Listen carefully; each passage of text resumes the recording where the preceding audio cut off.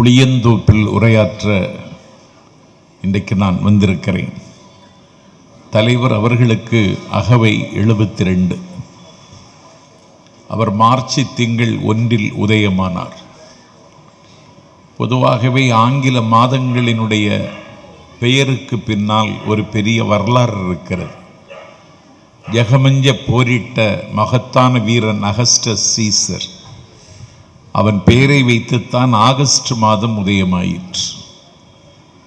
திசைகள் அதிர போரிடுகிறவன், ஆழ்வலியும் தோல்வலியும் உள்ளவன் ஜூலியஸ் சீசர், அவனுடைய பெயரை வைத்துத்தான் ஜூலை மாதம் உதயமாயிற்று. ஒவ்வொரு மாதத்திற்கும் 30 நாட்கள் 31 நாட்கள் என்று வரிசைப்படுத்தி வைத்திருக்கிறார்கள். ஆனால் பிப்ரவரி திங்களுக்கு மட்டும் 28 நாட்கள் தான். ஏன் பிப்ரவரி திங்களுக்கு மட்டும் நாட்கள் குறைந்தது ஏனென்று கேட்டால், மார்ச் 1 நம்முடைய தலைவர் உதயமாக வேண்டும் என்று பிப்ரவரி தன்னுடைய நாட்களை குறைத்து கொண்டது. மார்ச் 1 நம்முடைய தலைவர் உதயமானார். அவருக்கு அகவை 72. அவருடைய பிறந்த நாள் அன்றைக்கு அறிவாலயத்தில் அவரை முதலில் சந்திக்கிற வாய்ப்பை நான் பெற்றேன். அவருடைய முகத்தை பார்த்தால் முந்தா நாள் பிறந்த குழந்தை மாதிரி இருக்கிறார். அகவை 72. நானே ஆச்சரியப்பட்டேன். அவருக்கு இன்றைக்கு அகவை 72. இந்திய துணைக்கண்டத்தினுடைய அரசியலை, இந்தியாவின் வரலாற்றை கங்கை கரையில் இருந்து எழுதக்கூடாது, காவிரி கரையில் இருந்து எழுத வேண்டும் என்றார் அறிஞர் அண்ணா.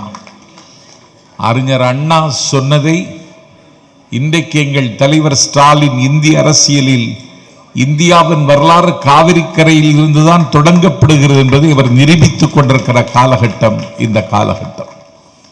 அவர் சிந்தும் மழை துளியைப் போல சிறந்தவர். அவர் முந்தும் தமிழ் மொழியைப் போல முன்னேறுகிறவர். அவர் திருப்புகழ் சந்தம் போல் தித்திப்பவர்.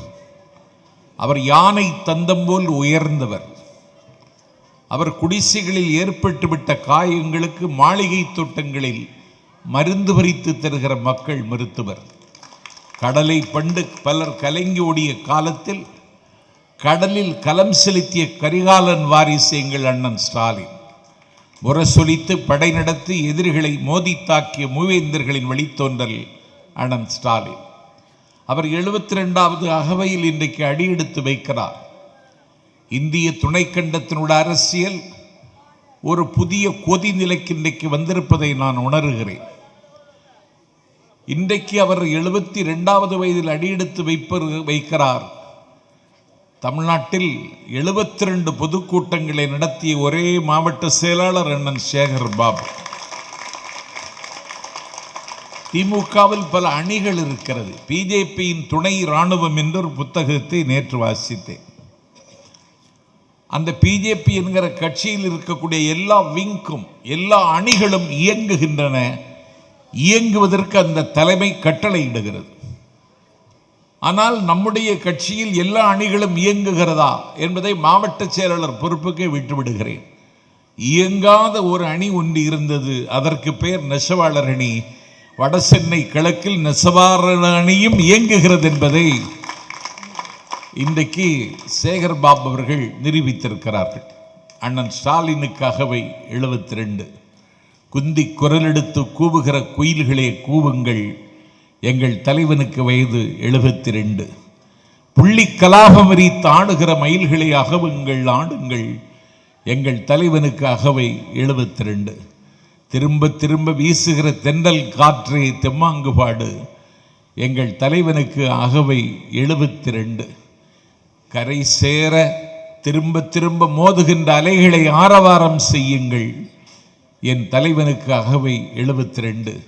ஓடும் மேகங்களே உறக்கச் சொல்லுங்கள், எங்கள் தலைவருக்கு அகவை 72. பாடும் பறவைகளை பறைசாற்றுங்கள், எங்கள் தலைவனுக்கு வயது 72. புள்ளிக்கலா கும்மாளம் போட்டு குதித்து கும்மியடிக்கின்ற குற்றால அருவியை கொட்டு முழக்கு, எங்கள் தலைவனுக்கு வயது 72. என்னுடைய வாழ்நாளையும் பெற்றவர் வாழ வேண்டும் என்று நான் அவருக்கு பல்லாண்டு பாடுகிறேன். பைந்தமிழால் வாழ்த்துகிறேன். அவர் வாழ்ந்தால்தான் நாம் வாழ முடியும். நீ நைந்தாயெனில் நைந்து போகும் என் வாழ்வு என்றான் பாவேந்தன். அதை போல் அவர் நைந்து விடக்கூடாது. இந்திய துணைக்கண்டத்து அரசியலில் ஒரு ஆரவாரம் இல்லாத அரசியலை, அதே நேரத்தில் அழுத்தமான அரசியலை அண்ணன் ஸ்டாலின் முன்னெடுக்கிறார். அவரோடு பயணித்தவன் தொடக்க காலத்தில் நான் 1986 கோவை சிதம்பரம் பூங்கா திறந்தவெளி இந்திய எதிர்ப்பு மகாநாட்டில் அண்ணன் ஸ்டாலின் தீக்குளித்த தியாகிகளின் படத்தை திறந்து வைத்தார். அதே மகாநாட்டில் தலைவர் கலைஞரால் அறிமுகம் செய்யப்பட்டு பாவேந்தர் படத்தை நான் திறந்து வைத்தேன். இன்றைக்கு அண்ணன் ஸ்டாலின் எட்டியிருக்கிற உயரம் என்னாலே அளந்து பார்க்கவும் முடியவில்லை, அண்ணாந்து பார்க்கவும் முடியவில்லை. இந்திய துணைக்கண்டத்தில் இன்றைக்கு அண்ணன் விடுதலை ராஜேந்திரன் சொன்னதைப் போல கொள்கை வழி அரசியலை அவர் சரியாக செய்கிறார். கடந்த காலத்தில் 10 ஆண்டு காலத்தில் அதிகாரத்தில் இருந்தவர்கள் கொள்கை வழி அரசியலை செய்யவில்லை, செய்ய முடியவில்லை, இப்போது முடியவில்லை. அதனால்தான் வீட்டுக்கு வா என்று அழைத்து உதைக்கிறார்கள், தேடி வந்து உதைப்பார்கள். இவன் இன்னொருவனுடைய வீட்டிலே போய் இதை வாங்கி கொண்டு வருகிறான். என்ன பேசினீர்கள் என்று கேட்டால் எதுவும் பேசவில்லை என்கிறார். பிறகு கூட்டணி வந்திருக்கிறது என்று கேட்டால் நான் பேசவில்லை, அவர்களே பேசி முடித்து விட்டார்கள் என்கிறான். இப்படி ஒரு சோற்றால் அடித்த பிண்டம் தமிழ்நாட்டின் எதிர்க்கட்சி தலைவனாக இருக்கிறான். ஆனால் தமிழ்நாட்டினுடைய முதலமைச்சர் கொள்கை அரசியலை செய்கிறார். 43 லட்சம் அரசு பள்ளி மாணவர்களுக்கு நியாயமாக வந்து சேர வேண்டிய நிதி 2252 கோடி ரூபாயை விடுவியுங்கள் என்று அண்ணன் ஸ்டாலின் கேட்கிறார். பள்ளிக்கல்வித்துறை அமைச்சர் என் பாசத்திற்குரிய தம்பி அன்பில் மகேஷ் பொய்யாமொழி பாண்டிச்சேரி உள்ளிட்ட 40 நாடாளுமன்ற உறுப்பினர்களையும் இந்தியாவினுடைய மனிதவள மேம்பாட்டுத்துறை அமைச்சர் தர்மேந்திர பிரதான் வீட்டிற்கு அழைத்து சென்று இந்த 2252 கோடி ரூபாய் அரசு பள்ளி மாணவர்களுக்கு பயன்பட வேண்டிய தொகை விடுவித்து தாருங்கள் என்று அவர் விண்ணப்பிக்கிறார். அரசு பள்ளி மாணவர்களுக்கு இந்தியை கற்றுக்கொள்வதற்கு நீங்கள் ஒப்புக்கொண்டால் நிதியை விடுவிக்கிறேன் என்று இந்த நாட்டில் தான் தோன்றித்தனமாய் தான் அடித்த மூப்பாய் இந்தியாவின் மனிதவள மேம்பாட்டுத்துறை அமைச்சர் தர்மேந்திர பிரதான் பதிலளிக்கிறார். சரி, வீட்டில் தான் இப்படி பதில் சொன்னாய் என்றால் நீ நாடாளுமன்றத்தின் அத்தாணி மண்டபத்தில் சந்தை அல்ல, சாவடி அல்ல, சத்திரம் அல்ல, சந்து பந்துகளில் நின்று கொண்டல்ல, நாடாளுமன்றத்திற்கு பேரே ஹவுஸ்.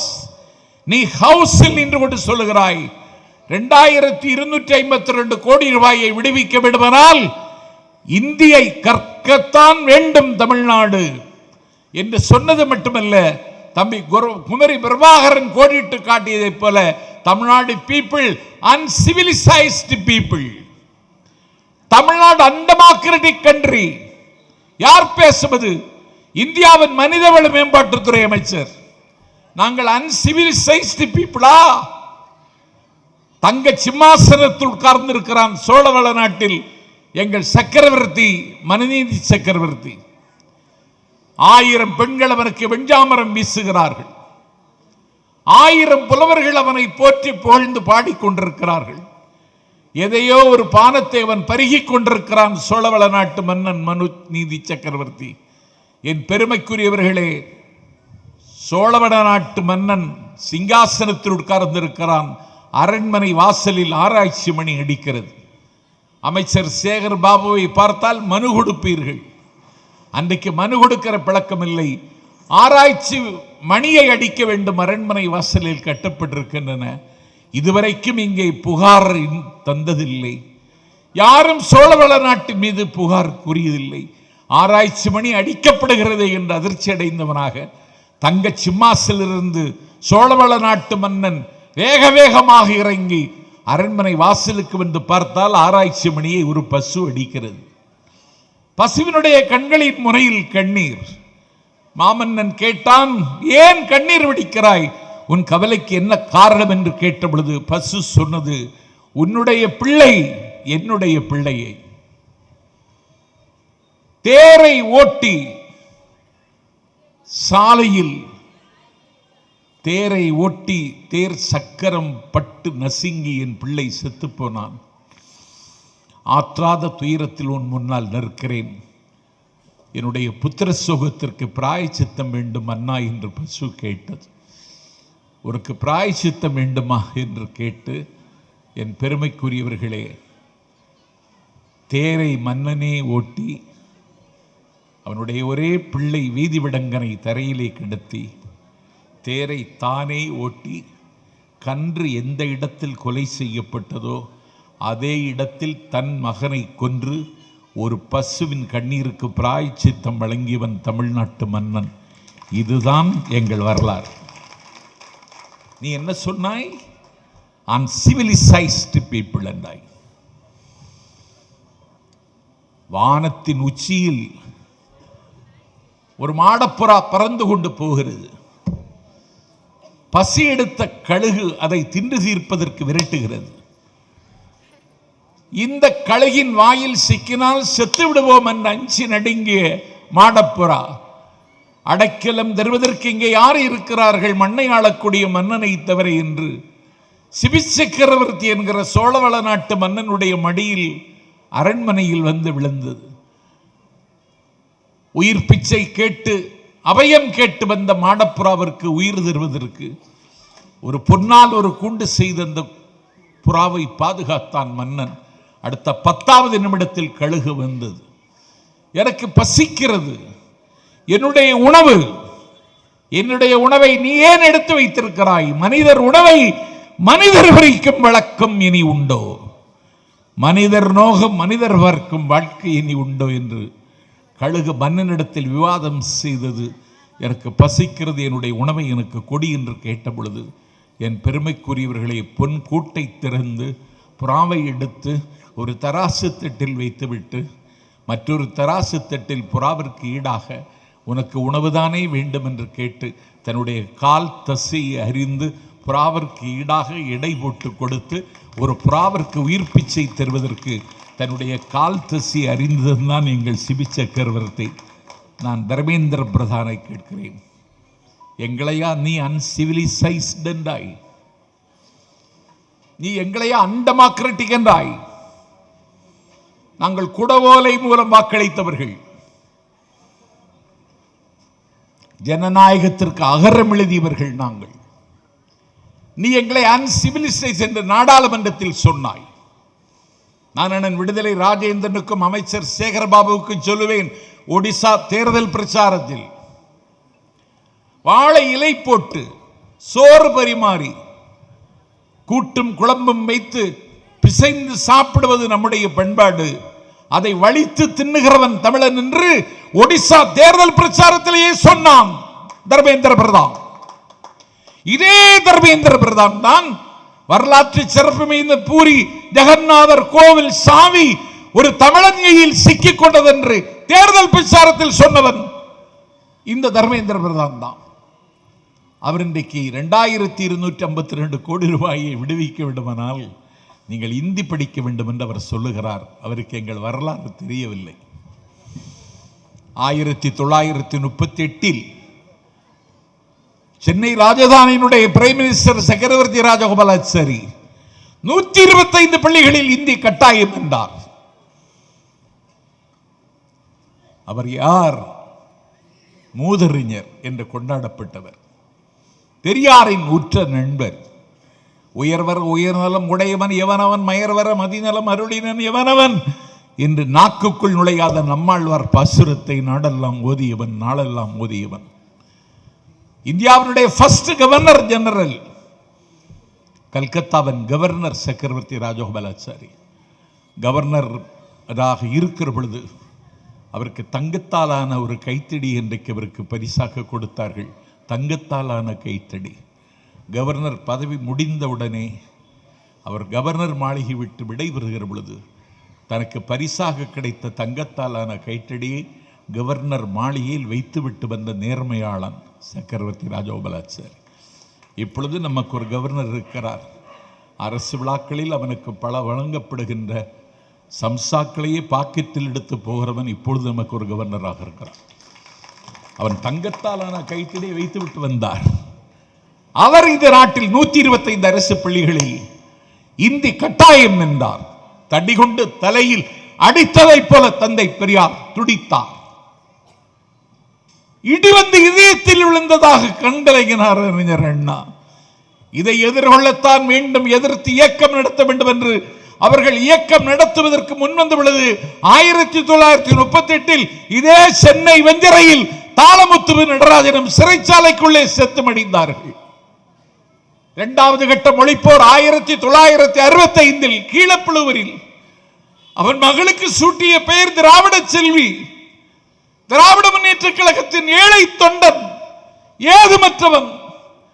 ஒரு சூரியோதயத்தில் காலை பொழுதில் அண்ணாவின் சிலைக்கருகே வந்து நின்று கங்கா ஜலத்தை எடுத்து அம்பாளுக்கு அபிஷேகம் செய்வதைப் போல தன்னுடைய தேகத்திற்கு தானே பெட்ரோலை விட்டு, தன்னுடைய தேகத்திற்கு தானே தீயை பற்ற வைத்து, பற்றி பிடித்த தீ ஜுவாலை விட்டு கொழுந்து விட்டு எரிய, முத்து பற்கள் வெடித்து சிதற, மோகனமுடி கருகி சுருள, வறண்ட வயலை போல உடம்பு பாலம் பாலமாக வெடிக்க, உடம்பிலிருந்து தண்ணீர் ஆறாகி ஒழுக, நிற்க சக்தியற்று நிலத்தில் சாய்ந்து கீழே விழுகிற பொழுதும் அன்னை தமிழ் வாழ்க, ஆதிக்க இந்தி வீழ்க என்று மூறி முழங்கி முடிந்து போனான் கீழப்புழூர் சின்னசாமி.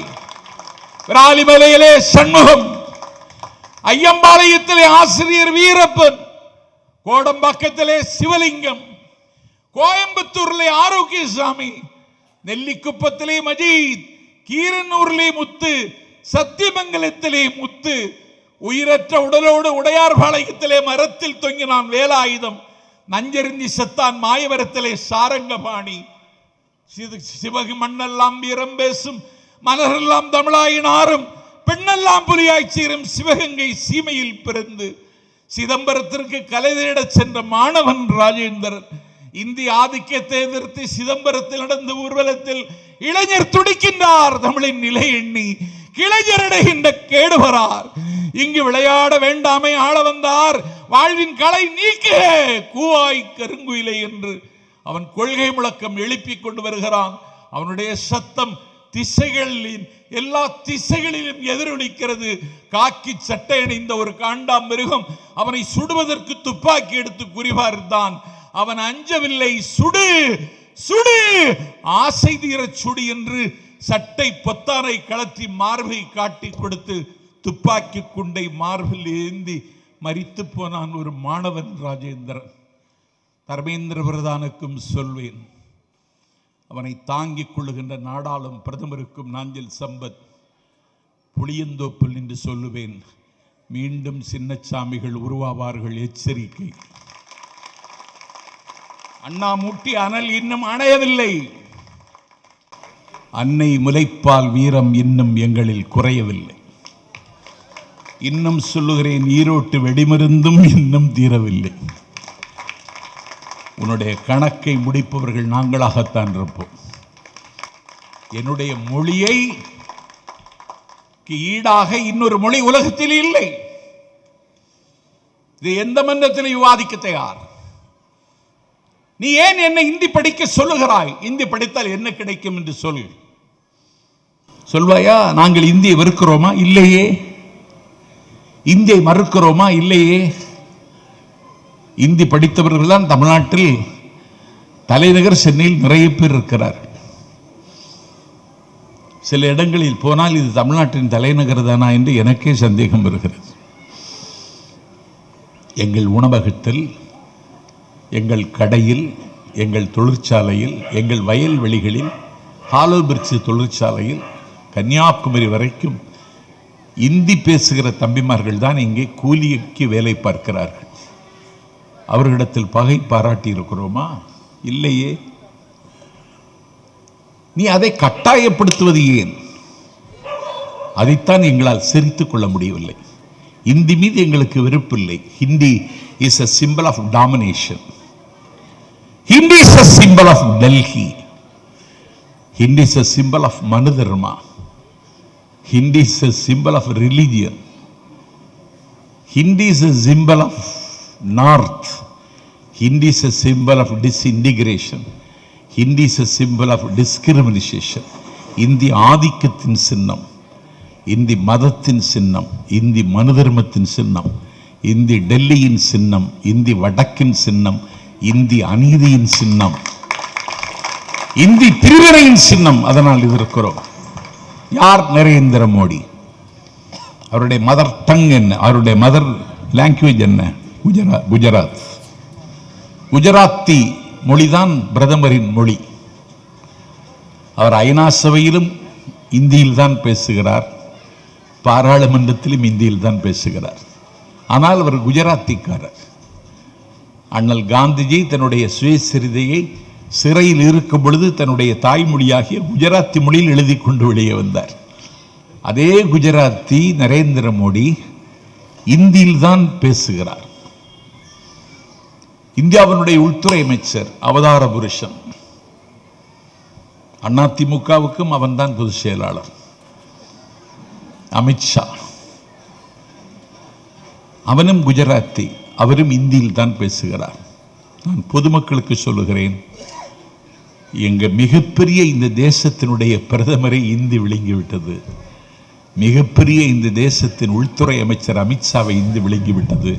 ஆனால் எங்கள் தமிழ்நாட்டின் முதலமைச்சரை இந்தி விழுங்கவில்லை என்பதுதான் எங்கள் தலைவர் இன்றைக்கு நிகழ்த்தி காட்டியிருக்கிற அதிசயம். நீ ஏன் என்னை வற்புறுத்துகிறாய்? கிடப்பதெல்லாம் கிடக்கட்டும், கிளவியை தூக்கி மணையில் வை என்றால்,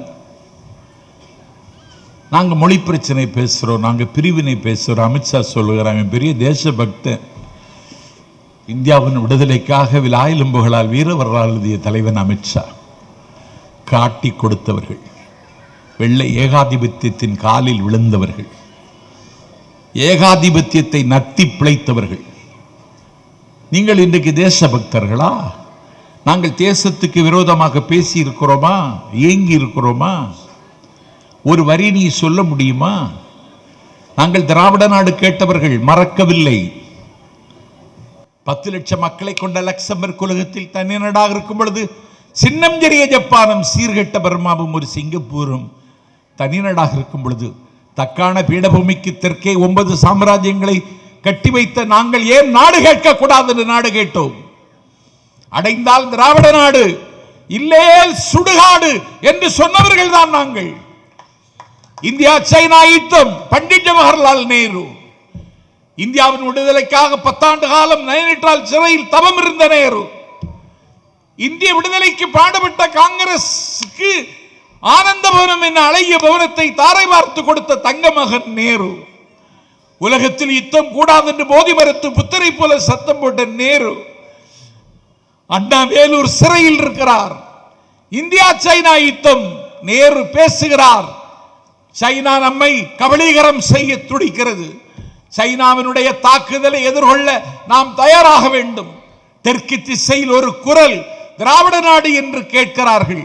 அந்த குரலுக்கு சொந்தக்காரர் அண்ணா.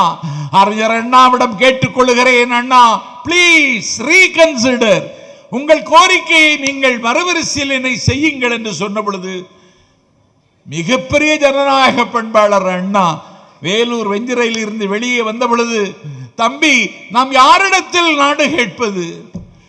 திராவிட நாடு கேட்டு இரத்த கையெழுத்து போட்டு இந்த கட்சியில் உறுப்பினராக தொண்டரை எப்படி கன்வின்ஸ் செய்வது என்று அண்ணாவுக்கு புரியவில்லை.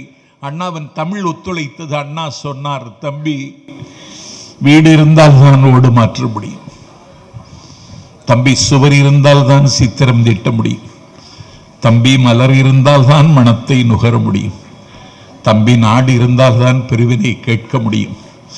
யாரிடத்தில் பிரிவினை கேட்பது தம்பி? நேருவிடத்திலா சீனாவிடத்திலா? ஆகவே திராவிட நாடு கோரிக்கையை கைவிடுகிறேன். கோரிக்கைக்கான காரணங்கள் இன்னும் இருக்கின்றன என்றார் அண்ணா. எங்களுடைய உயிர் கொள்கை திராவிட நாட்டு கொள்கையை உன்னுடைய தேசத்திற்காக விட்டு தந்தவர்கள் நாங்கள். எங்களை நீ தேச விரோதி என்று சித்தரிக்கிறார். இந்தியா பாகிஸ்தான் யுத்தம், இந்தியாவினுடைய கஜானா காலியாகிறது.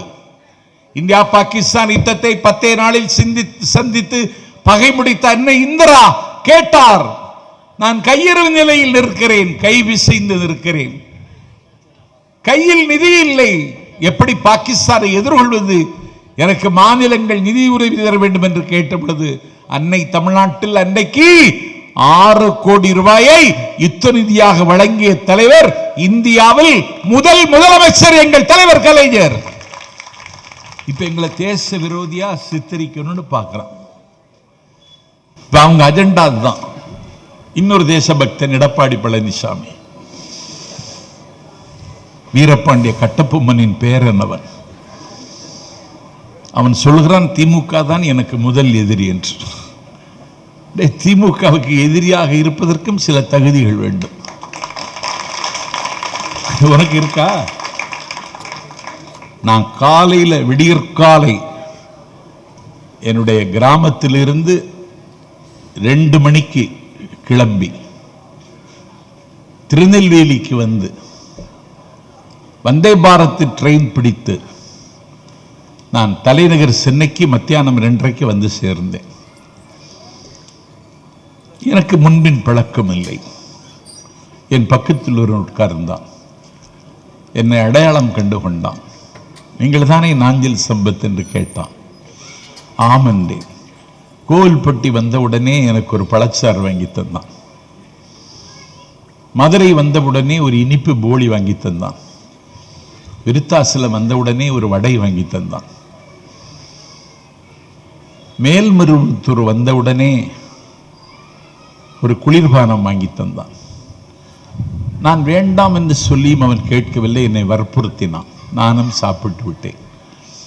உங்கள் தொலைபேசி எண்ணை தர முடியுமா என்று கேட்டான். கொடுத்து விட்டேன். நான் இந்த கூட்டத்திற்கு என்னுடைய மருமகன் அஜய் வேலு என்னை அழைத்து வருகிற வரை இதுவரைக்கும் 10 தடவை பேசிவிட்டான். ஒரு ரயில் பயணத்தில் எனக்கு ஒரு நண்பன் கிடைத்து விட்டான். நண்பனாக வேண்டுமானால் யாரும் இருக்கலாம். எதிரியாக இருப்பதற்கு சில யோக்கியதைகள் வேண்டும். எடப்பாடி பழனிசாமிக்கு அது இருக்கிறதா? எதிரியாக இருப்பதற்கு யோக்கியதை இருக்க அவனுக்கு? நீ 7.5% இடஒதுக்கீடு பற்றி பேசுறியே, உனக்கு விவரம் இருக்கா? அதை நான் கற்றுக்கொள்வதற்கும் பெற்றுக்கொள்வதற்கும் அண்ணன் விடுதலை ராஜ் என்ற செய்தி இருக்குன்னு சொன்னனே. இந்த 7.5% இடஒதுக்கீடு அல்ல, அதுக்கு குமரேசன் கமிட்டின்னு பேரு. குமரேசன் என்பவர் சொன்னது 10% கொடு என்று. நீ 2.5 ஏண்டா குறைச்ச? 2.5 ஏன் குறைத்தாய்? அரசு பள்ளி மாணவர்கள் 10% பேர்கள் இன்றைக்கு MBBS பட்டம் பெற்றுப்பார்கள். அந்த எண்ணிக்கை குறைத்தது நீதானே.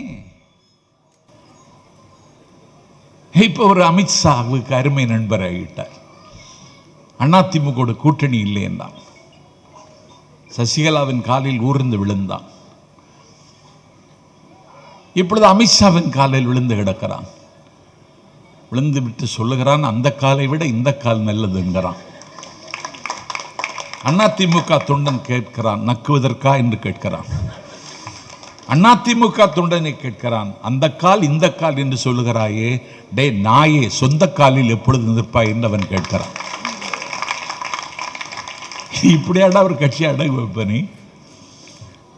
எங்களுக்கு ஆட்சிக்கு ஆபத்துன்னு மிரட்டுறான்.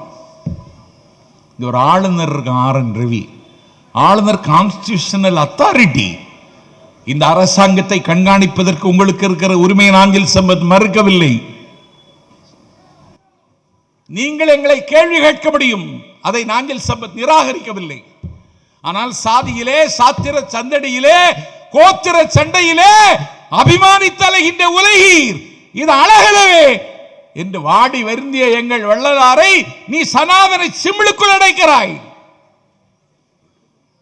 தாழ கிடப்பாரை தலை தூக்குவதே தர்மம் என்று ஆதிக்க வரியின் கன்னத்தில் அறைந்து எங்களுக்கு தலைப்பாகை கட்ட உரிமை வாங்கி தந்த வைகுண்டரை நீ சனாதன சிமிழுக்குள் அடைக்கிறாய். 2000 ஆண்டுகளுக்கு முன்னாலேயே மண் செழிக்க மலிவது போல மனித மனம் செழிக்க பாடிய பிறப்புக்கும் எல்லா உயிருக்கும் சிறப்பவா செய்தொழில் வேற்றுமையான் என்று பாடிய எங்கள் திருவள்ளுவரை நீ சனாதனவாதியாக சித்தரித்து அவருடைய சிலைக்கு நீ காவி வேட்டி கட்டுகிறாய். நான் ஆளுநரை கேட்கிறேன், எங்கே கற்றாய் இந்த பாடம்? நீ அரசாங்கத்திற்கு ஒத்துழைக்க வேண்டும். நாங்கள் எழுதி தருவதைத்தான் நீ வாசிக்க வேண்டும். நீ விரும்பியது போல பேச முடியாது.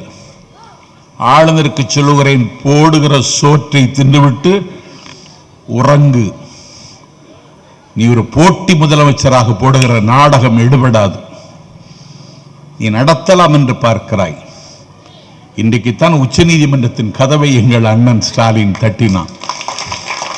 நான் 10 மசோதா நிறைவேற்றி தந்திருக்கிறேன், கையெழுத்திடவில்லை. அதில் ஒரு முக்கியமான மசோதா சித்த மருத்துவ பல்கலைக்கழகம்.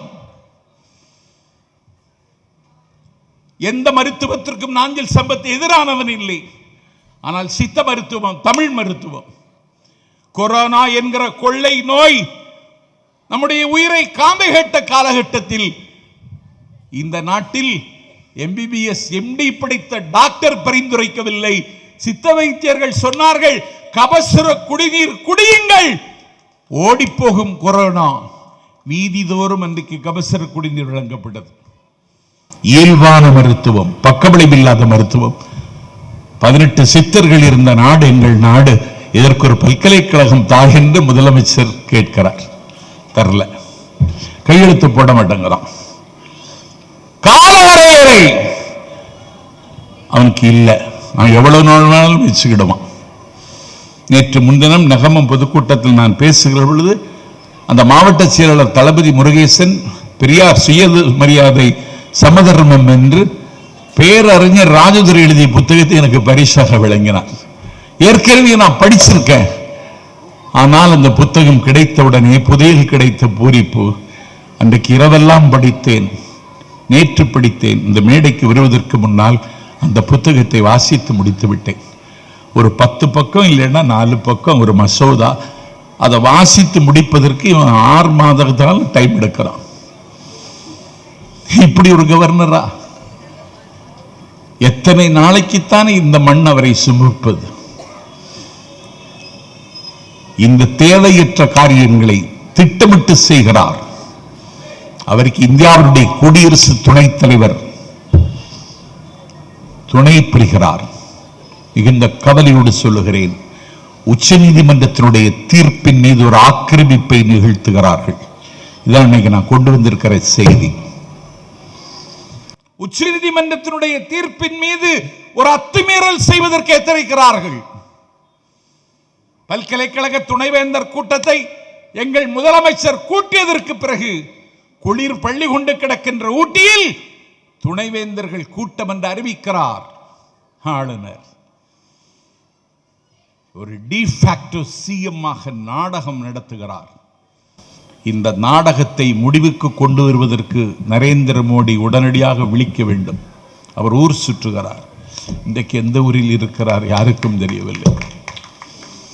தகவல் அறியும் உரிமை சட்டத்தில் கேட்டேன், நாடாளும் பிரதமர் உலகெல்லாம் சுற்றுகிறார், அவருடைய ஃப்ளைட் டிக்கெட்டுக்கு மட்டும் எவ்வளவுன்னு கேட்டேன்.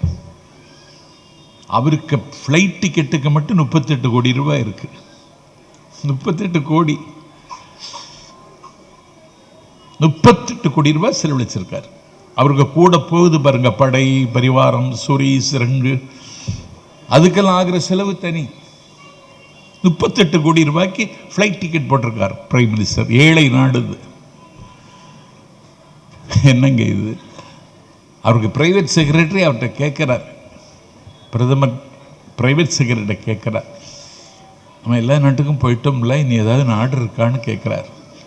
பிரைவேட் செக்ரட்டரி சொல்லுகிறார், சுடுகாடு இருக்கிறது, போகலாமான்னு கேட்கிறார். நான் பிரதமருக்கு சொல்லுகிறேன், தமிழ்நாட்டு மக்களின் உணர்வை புரிந்து கொள்ளுங்கள். பிஜேபியினுடைய தலைமையை மாற்றியதால் தமிழ்நாட்டில் பிஜேபி வளராது. எங்களுக்கு தண்ணீர் தட்டுப்பாடு. தண்ணீரில் தான் தாமரை வளரும், இங்கே தண்ணீர் இல்லை. தாமரைக்கு ஒரு குணம் உண்டு தெரியுமா உங்களுக்கு? அது தண்ணீரில் தான் வளரும். வெள்ளத்தனைய மலர் நீட்டம் மாந்திரதம் உள்ளத்தனையது உயர்வென்னு வான்புகள் வள்ளுவன் கவிதை எழுதுவதற்கே காரணமாக இருந்தது தாமரை தான். ஆனால் அந்த தாமரைக்கு ஒரு குணம் உண்டு. தாமரை இலை தண்ணீரில் தானே தாமரை வளருகிறது, அதை தண்ணீர் தானே தாங்குகிறது. ஒரு கையகலம் தண்ணீர் மொண்டு தாமரை இலையின் மீது விட்டு பாருங்கள், அந்த தண்ணீரை தாமரை இலை நிராகரித்து விடும். தன்னை தாங்குகிறவனையே தாங்காத தாமரையை தமிழர்கள் தாங்குவார்கள் என்று எந்த அடிப்படையில் எதிர்பார்க்கிறீர்கள்? நீ செய்த துரோகத்தை நான் பட்டியலிடுக்க எனக்கு நேரம் இல்லை. அவ்வளவு துரோகம் பண்ணியிருக்க நீ. இன்னைக்கு இந்தியாவினுடைய கட்டுமானமே தகர்ந்து கொண்டிருக்கிறது. காஷ்மீர்ல இன்னைக்கு 28 பேர் கொல்லப்பட்டிருக்கிறார்கள். அமைதி நிலவியதா? நீ தொகுதி மறுசீரமைப்பு வரையறை என்கிற பெயரால் 30 ஆண்டுக்கு ஒத்திவைக்க வேண்டும் என்கிறார் எங்கள் முதல்வர். நீ அதை நடைமுறைப்படுத்த துடிக்கிறாய். தாண்டி குதிக்கிற தமிழ்நாட்டினுடைய தாடகை ஒருத்தி. அமித்ஷாவும் பிரதமரும் அப்படி தொகுதி வரையறை செய்ய வேண்டும் என்று தேதி நிர்ணயிப்பதற்கு முன்னாலே ஸ்டாலின் ஏன் கூப்பாடு போடுகிறார் என்று சாப்பாட்டு கலைகிற சனியன்கள் கேட்கிறது. நாஞ்சில் சம்பத் கேட்கிறேன், 888 பேர் அமரக்கூடிய நாடாளுமன்ற கட்டிடத்தை எதற்கு கட்டினாய்? நீ எதற்கு கட்டினாய் சொல்? 543 பேர் உட்கார்கிற பாராளுமன்றம் வனப்பாக இருக்கிறது, வலிமையாக இருக்கிறது, வசீகரமாக இருக்கிறது. நான் அமெரிக்கா போய்விட்டேன், பிரான்ஸ் போய்விட்டேன், கனடா போய்விட்டேன், ஆஸ்திரேலியா போய்விட்டேன், துபாய் போய்விட்டேன், அபுதாபி போய்விட்டேன்,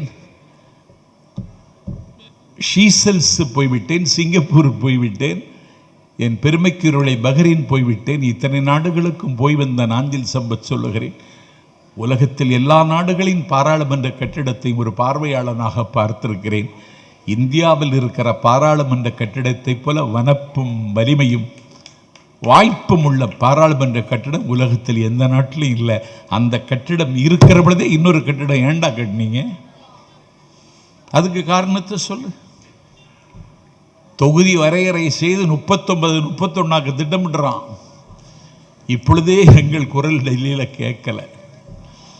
எங்கள் நாடாளுமன்ற உறுப்பினர்கள் வானம் மதுர கத்துகிறார்கள். கேட்டது மாதிரியே அவன் நினைக்கல. அண்ணா சொன்னார், he is one of the DMK that have invaded Delhi. டெல்லியோடு மோத, டெல்லியோடு யுத்தம் செய்ய, டெல்லியில் குவிந்து கிடக்கிற அதிகாரங்களை உடைத்து மறுக்க திமுக அனுப்புகிற படைக்கலனுக்கு பேர் தான் மெம்பர் ஆஃப் பார்லிமெண்ட். இன்னைக்கு எங்க குரல் நீ மதிக்கலையே. நாளை 39, 31 20 இருக்கிற கேரளா 13 இழைக்கும்.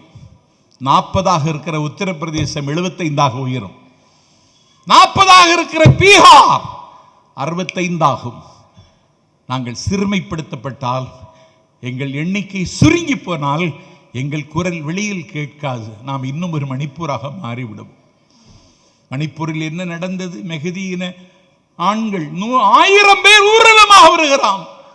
ஊர்வலத்தின் முகப்பிலே 2 கும்கியின பெண்கள் இயற்கை நாட்டியம் செய்கிற மணிப்பூரில், மரகத பச்சை போர்த்தி இருக்கிற மணிப்பூரில் கும்கியின மக்களை வேட்டையாட துடிக்கிற மெஹதியின வாலிப தம்பிகள் 1000 பேர் ஊர்வலத்தின் முகப்பில் 2 கும்கியினத்து பெண்களை பொட்டு துணி இல்லாமல் நிர்வாணமாக அழைத்து வருகிறார்கள். நாஞ்சில் சம்பத்தின் நாக்கு நடுங்குகிறது. நிர்வாணமாக அழைத்து வருகிறார்கள். கேவி கேவி அழுகிறார்கள். கண்ணகி பிறந்த மண்ணில், மாதவி பிறந்த மண்ணில், மணிமேகலை பிறந்த மண்ணில் என் பெருமைக்குரியவர்கள் 2 பெண்களை பட்ட பகலில் நிர்வாணமாக அழைத்து வந்து ஊருல முடிந்ததற்கு பிறகு காட்டுக்குள் அந்த 2 பெண்களையும் அழைத்து சென்று திரும்ப திரும்ப வன்புணர்வு செய்தார்கள். அந்த இருவரில் ஒருத்திக்கு வயது 40. இந்தியா பாகிஸ்தான் கார்கில் போரில் அடல் பிஹாரி வாஜ்பாயின் காலத்தில் இந்தியாவினுடைய மானம் காக்க -6 டிகிரி குளிரில் இமயமலையின் உச்சியிலே நாட்டின் மானம் காக்க போராடிய இராணுவ வீரனுடைய மனைவி அவள். நான் இங்கே வருகை தந்திருக்கிற என் தாய்மார்களுக்கு சொல்லுகிறேன், உங்களுக்கு கண்கள் இருந்தால், உங்கள் கண்களில் கவலை இருந்தால், அடுத்தவன் படுகிற துன்பம் கண்டு ஒரு சொட்டு கண்ணீர் வடிக்கிற கண்களாக உங்கள் கண்கள் இருக்குமானால், உங்களுக்கு இதயம் இருந்தால், உங்கள் இதயத்தில் இரக்கம் இருந்தால், உங்கள் இதயத்தில் ஈரம் இருந்தால், உங்களுக்கு மனம் இருந்தால், உங்களுடைய மனதிலே மனிதாபிமானம் பள்ளி கொண்டு கிடக்குமானால், மனசாட்சி இருக்குமானால், உங்கள் மனதிலே மானிடம் குடியிருக்குமானால், மனிதம் இருக்குமானால், நாஞ்சில் சம்பத் கேட்கிறேன், இந்திய துணைக்கண்டத்தில் ஒரு மணிப்பூரில் 2 பெண்களை இப்படி பட்ட பகலில் சித்திரவதை செய்தார்களே, இந்த நிலைமைக்கு நாளைக்கு தமிழ்நாடும் ஆளாகும். அதனால்தான் எங்கள் முதல்வர் முன்கூட்டியே சொல்லுகிறார், தொகுதி வரையறை 30 ஆண்டுக்கு ஒத்திவை என்று சொல்லுகிறார். என்றால் இந்த மண்ணை நேசித்து, உங்களை நேசித்து, ஆகவே எல்லா வகையிலும் நம்மை அழுத்த துடிக்கிற இந்த ஆக்டோபஸ் கரங்களை வருகிற காலத்தில் வெட்டி சாய்ப்பதற்கு அண்ணன் பிறந்த நாள் விழாவை தொடர்ந்து நடத்துவோம். வைரமுத்து என்கிற மிகப்பெரிய கவிஞன், அவன் ஒரு கவிதை எழுதினான். கவிதைக்கு சொல்லதிகாரம் என்ற பெயர். 2 கண்ணி எழுதிவிட்டு 3வது கண்ணியில் முடிப்பான். எல்லோரும் கேட்ட வார்த்தைகள் என்று சொல்லுவான். கவிதை உங்கள் கவனத்திற்கு கொண்டு வருகிறேன். கொள்ளையடி, சரித்திரம் அதிகம் கேட்ட வார்த்தைகள். தளி, முத்தமிடு, கட்டில்கள் அதிகம் கேட்ட வார்த்தைகள். ஆராரோ சனியனே, தொட்டில்கள் அதிகம் கேட்ட வார்த்தைகள். உருப்போடு உருப்பட மாட்டை, வகுப்பறைகள் அதிகம் கேட்ட வார்த்தைகள். பாலாறு தேனாறு, பொதுமக்கள் அதிகம் கேட்ட வார்த்தைகள். பெரியோர்களே, தாய்மார்களே, ஒலிபெருக்கி அதிகம் கேட்ட வார்த்தைகள். உனக்கு எப்போது கல்யாணம், விலை மாது அதிகம் கேட்ட வார்த்தைகள். இன்னொரு ஜென்மம் என்று ஒன்று இருந்தால் பூங்காக்கள் அதிகம் கேட்ட வார்த்தைகள். மறக்காமல் கடிதம் போடு, ரயிலடிகள் அதிகம் கேட்ட வார்த்தைகள். எல்லோரும் எங்களை மன்னித்துக் கொள்ளுங்கள். ஐரோப்பா அதிகம் கேட்ட வார்த்தைகள். நேற்றே வந்திருக்க கூடாதா, கடன் கேட்போர் அதிகம் கேட்கிற வார்த்தைகள். இனிமேல் ஆண்டவன் விட்ட வழி, மருத்துவமனைகள் அதிகம் கேட்ட வார்த்தைகள். கவிப்பேரரசு வைரமுத்து கவிதையை முடித்து விடுகிறார். நான் சேகர் பாபு, விடுதலை ராஜேந்திரன் முன்னிலையில் கவிதையை தொடர்கிறேன். இப்பொழுது அதிகம் கேட்கிற வார்த்தைகள் மீண்டும் முதலமைச்சர் ஸ்டாலின் தான் என்பதை, அதிகம் கேட்கிற வார்த்தைகள், அந்த வார்த்தைகளுக்கு வலிமை சேருங்கள் என்று கேட்டு, இதுகாரம் காத்திருந்து எளியவன் பேச்சை கேட்ட உங்கள் கால் மலரில் என் கண்மலரை வைத்து வணங்கி விருப்பமில்லாமல் விடைபெறுகிறேன். நன்றி. வணக்கம்.